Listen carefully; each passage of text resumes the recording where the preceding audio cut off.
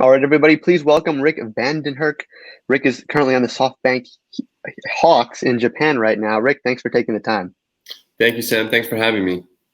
So before we talk about your baseball time right now in Japan, can you tell me a little bit about your baseball journey overall? I understand you were an international free agent and actually made it to the major leagues with a couple different teams. Tell me what that whole journey was like. Yeah, it's been an amazing journey. I signed when I was 16 years old with the Florida Marlins. At the time, they're the Miami Marlins now. I was a non-drafted free agent. Just hopped on the Marlins and was on a mission to get to the big leagues. And when I was 21 years old, made it to the big leagues in 2007. And then I was, for the upcoming 6 years, it was up and down with the Marlins. I got traded to the Orioles. Then through some waiver claims, I ended up with the Pirates. And then in 2012, in September, I ended in the big leagues with the Pittsburgh Pirates. And after that, I decided to go to South Korea, to Daegu, and I signed with Samsung for 1 year. That was a blessing for me, being able to make all my starts and play on a championship team. I resigned after that year. After we won a championship, I won back-to-back championships there, and then I ended up signing in Japan with the Softbank Hawks. I've been in here in Japan in Fukuoka now for 6 years. We've won 4 championships. This is my 6th season, so hopefully we do it again this year. And it's been it's been a blessing, really. Still playing ball, being able to pitch, to keep still pitching now, and it's been a great journey, as a ball player, but also as a person, so as a human being. Yeah, it's very cool. You've had a lot of winning overseas with championship teams. I gotta say, congrats on that. Can you tell me a little bit about your time with the World Baseball Classic as well, the international aspect, being an international player and actually playing for an international team? What was that like? Yeah, well, you mean you're talking about the Kingdom of the Netherlands, the World Baseball Classic? Yeah. So playing for the Netherlands, it's such an honor to represent your country. And that's always been something special. You can wear the orange, and but as far as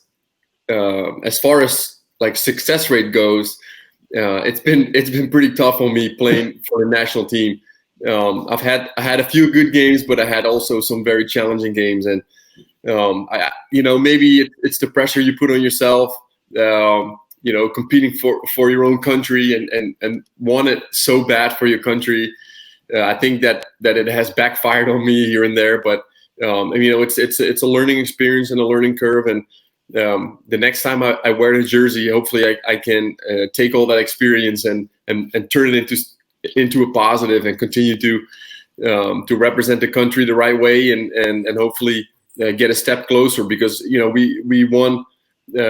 We came in 4th place in the WBC and the last one in 2017, and I mean, it's such a special team, a special generation of guys that are playing right now. So being on that team, it's very special. And it's being from the Netherlands, having guys like Didi Gregorius, Andrelton Simmons, Bogarts.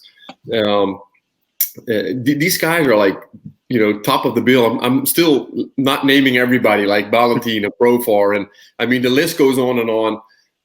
But just being able to play with them, having Andrew Jones as your bench coach, Hensley Mullins as the manager, it's a special group. So I'm looking forward to the next time we get to play together again.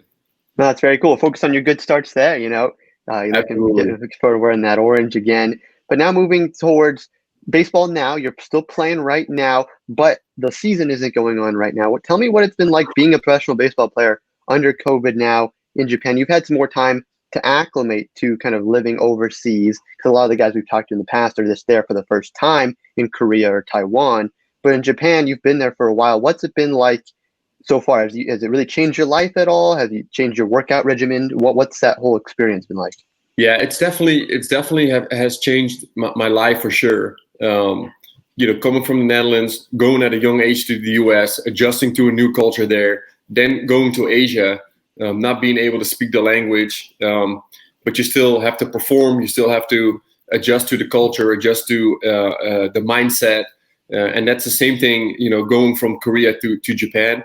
And I thought it was going to be a little bit similar when I signed in Japan, but I mean it's still two different cultures, two different mindsets. So I felt like when I entered Japan as well, that it took a few months definitely to get adjusted and acclimated to the new environment. And it's just a different style of baseball, and a different country. So it just, it definitely, as far as your adjusting goes, your adjusting experience, you learn a lot in that area, I feel like, and that's, I think, very important, in life in general, but also on the baseball field, that you're able to make the adjustments in order to be successful. So that's something that I feel like has changed me a lot, and I have learned a lot, just in that regard, going with the flow, and not holding on to my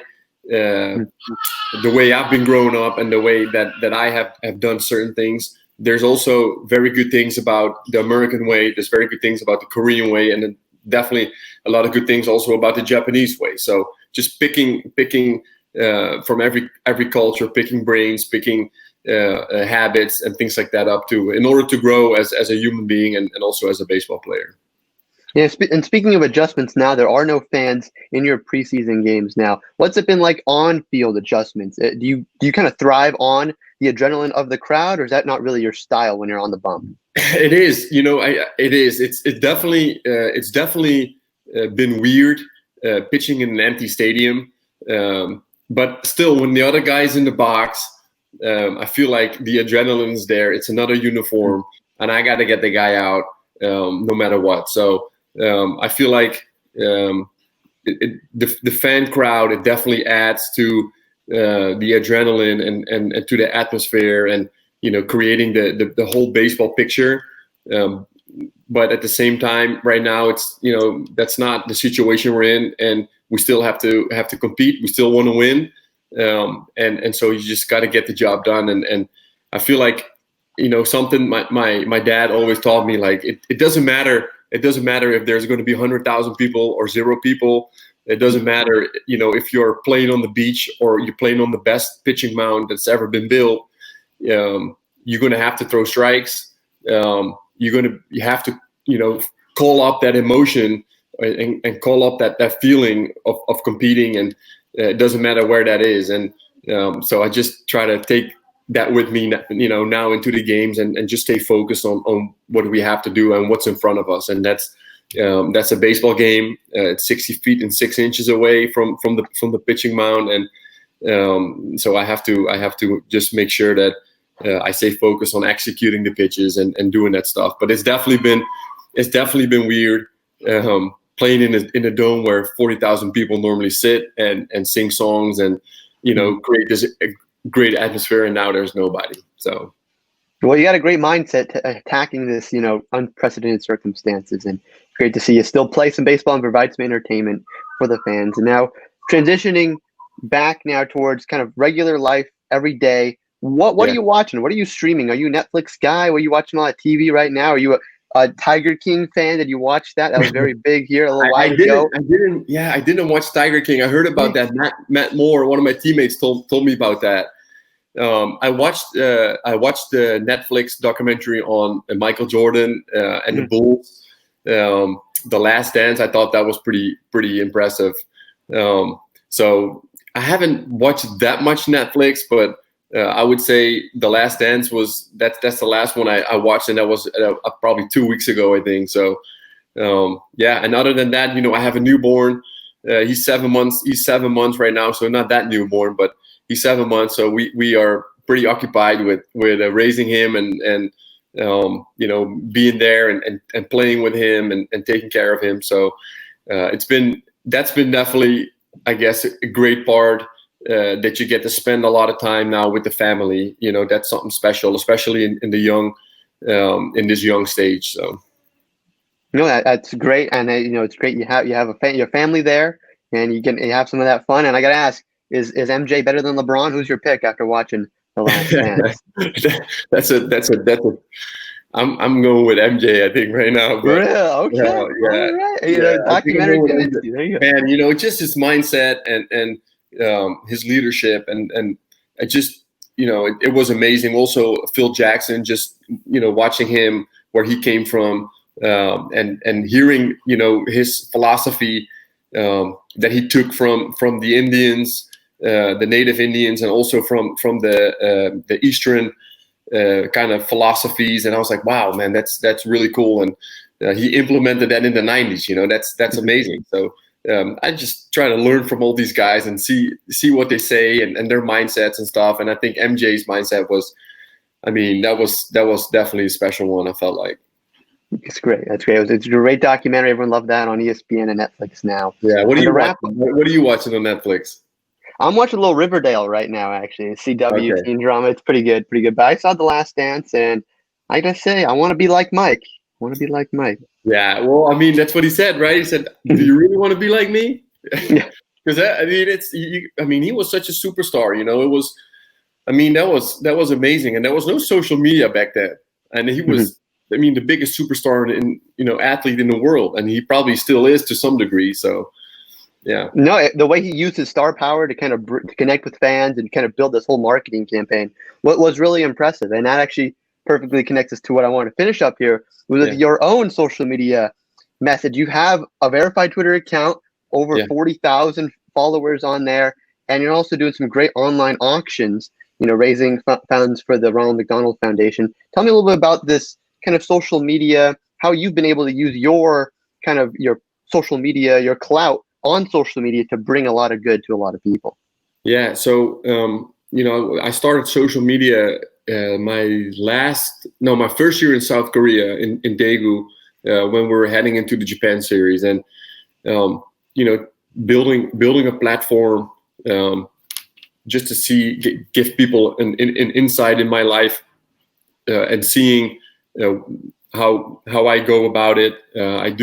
I put a lot of stuff out there on baseball, obviously, because that's my main goal. But I've been on and off. Really. Sometimes I'm on, sometimes I'm off, and I felt like doing something, using your platform and doing something, try to get the community together to raise awareness or raise funds for a great cause. I feel like that was the right step to take, and I've partnered up with the Ronald McDonald Foundation in the past when I held the European Big League Tour in 2010, 11, 12, 9, 10, 11, 12. I hosted the European Big League Tour and worked with the Ronald McDonald Foundation together, and it's a great foundation. They build a home away from home where families can stay when their kids are in a challenging time, and some kids have to go to a certain hospital to get cures or treatments, and that's not close to their home. So this obviously comes with costs and everything, and they run 100% on funding. So I come from a warm family. I have my own family now. They've been key to my success, but also key to all the challenging times I've been through. From 3 surgeries through the ups and downs. Throughout baseball, being away from home, it's a very tough thing and very challenging at times. And so I wanted to get together and see if we can do something great for that foundation. And it's been a great success so far. It's been really fun to do.